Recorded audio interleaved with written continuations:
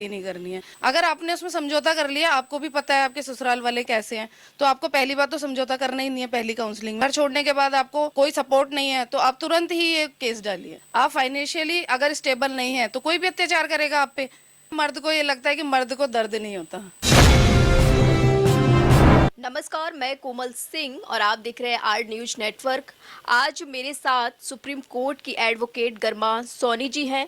आज हम उनके ऑफिस में हैं और उनसे बात करेंगे, जानेंगे उन तमाम सवालों के बारे में जो कानून महिलाओं को सुरक्षा प्रदान करता है, लेकिन महिलाओं को अपने उस हक के बारे में यानी कि उस कानून के बारे में पता ही नहीं है।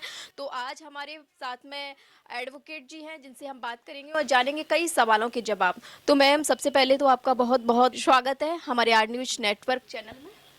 जी नमस्कार, आपके सभी व्यूअर्स को स्वागत है। मैम, मेरा सबसे पहला सवाल आपसे ये है कि ससुराल में ऐसी बहुत सी महिलाएं हैं जो अपना ससुराल की मारपीट झेल रही हैं, दहेज की जो ससुराल वाले मांग करते हैं उसको भी झेल रही हैं। ऐसी महिलाओं के लिए कौन कौन से कानून सुरक्षा प्रदान करता है? देखिए, मैं सबसे पहले महिलाओं से कहूंगी कि पहली बार में ही आपको विरोध अपना दिखाना है। ऐसा नहीं है कि सब कुछ ठीक हो जाएगा, कुछ समय बाद ये ठीक हो जाएगा, आज हुआ है कल शायद वो सुधर जाएगा या ससुराल वाले सुधर जाएंगे। ऐसा कुछ कभी नहीं होता है। मैं इतने केसेस देखती हूँ, अगर शुरू में ही ये सारी चीज़ें शुरू हो गई हैं, मारपीट हो गई है या दहेज आपसे मांगा जा रहा है या शादी से पहले ही आपको दहेज मांगा है, तभी आपको इस पे एक्शन लेना है। पहली बात तो ऐसा डिसीजन ही नहीं लेना है कि जहाँ दहेज मांगा है मैं शादी नहीं करनी है। दूसरा ये है कि अगर ऐसा हो गया है, शादी हो गई है और उसके बाद आपके साथ प्रताड़ना हो रही है, तो सबसे पहले आपको एक पुलिस में कंप्लेन देनी है। पुलिस में आपको जाकर ये सारा चीज़ बताना है कि ऐसे ऐसे ये इतने दिनों से मेरे को परेशान कर रहे हैं और हमारी एफआईआर दर्ज की जाए। मैम, अगर ससुराल वाले मारपीट करके उस महिला को घर से निकाल देती है तो सबसे पहले महिला को क्या करना चाहिए? देखिए, वो घर से निकालने की अगर तैयारी कर रहे हैं तो आपको घर से तो बिल्कुल भी नहीं निकलना है। कानूनी अगर लड़ाई लड़नी है तो आपको उस घर में ही रहकर लड़नी चाहिए, मेरा ये सजेशन रहेगा। क्योंकि जब आप घर से बाहर आ जाते हैं तो वो बहुत सारे हथकंडे अपनाते हैं, अपनी साइड उनकी साइड का आपको कुछ भी पता नहीं रहेगा और आप भी घर से बेघर हो जाएंगी।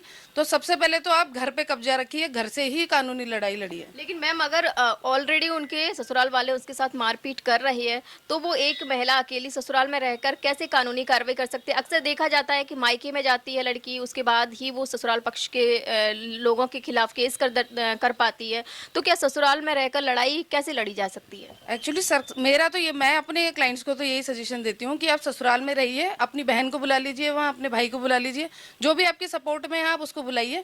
ससुराल में रहकर ही आप लड़ाई लड़ सकते हो, ज़्यादा अच्छी। पीहर से तो आप लड़ोगे ही, जब आप पीहर जाना चाह रहे हो तो आप वहाँ से तो लड़ना ही है, लेकिन बेहतर ये रहेगा कि आप ससुराल में रहकर ही ये लड़ाई लड़ें।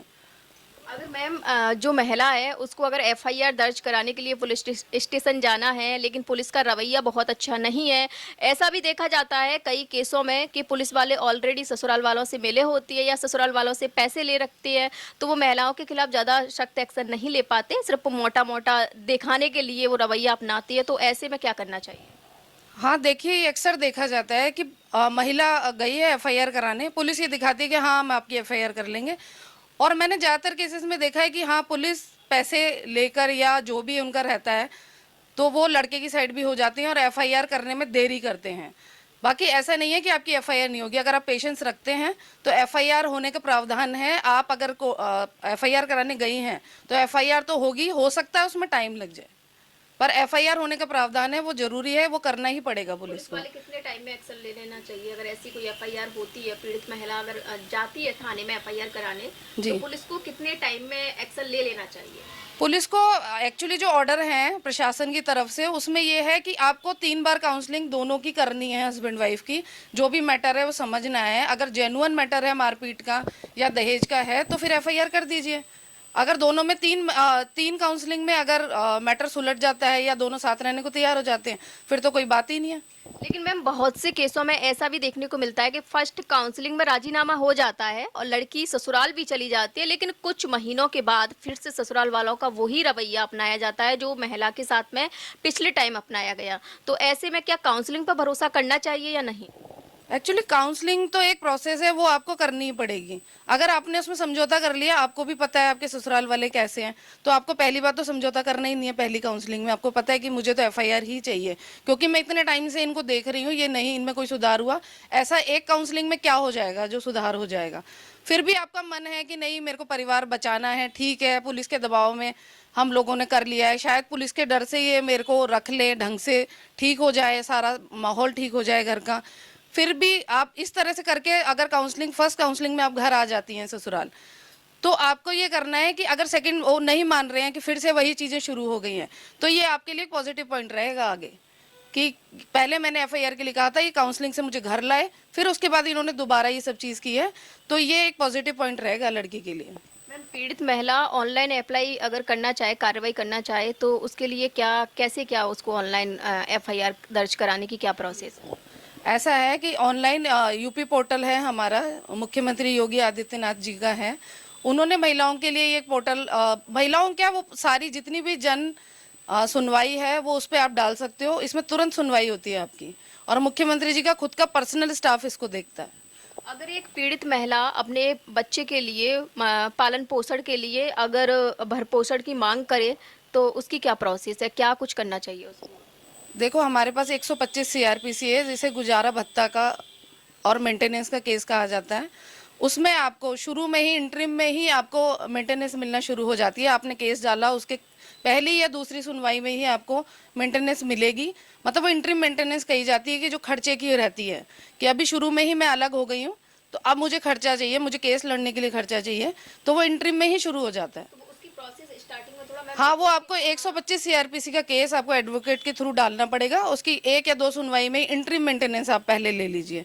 जो मेन मेंटेनेंस होगी, जो एक हमेशा के लिए जो रहेगी, वो बाद में डिसाइड होगी। उससे पहले आप एक इंटरिम ले लीजिए, वो ऑर्डर आपके काम आएगा, क्योंकि आपको तुरंत खर्चा चाहिए, तुरंत पैसे चाहिए। घर छोड़ने के बाद आपको कोई सपोर्ट नहीं है, तो आप तुरंत ही ये केस डालिए।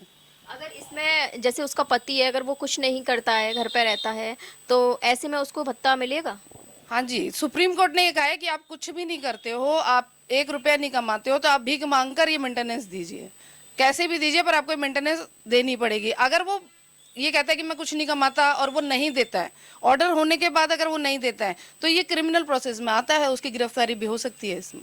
ओके मैम, महिलाओं को निःशुल्क वकील मिल सकता है अपनी लड़ाई लड़ने के लिए?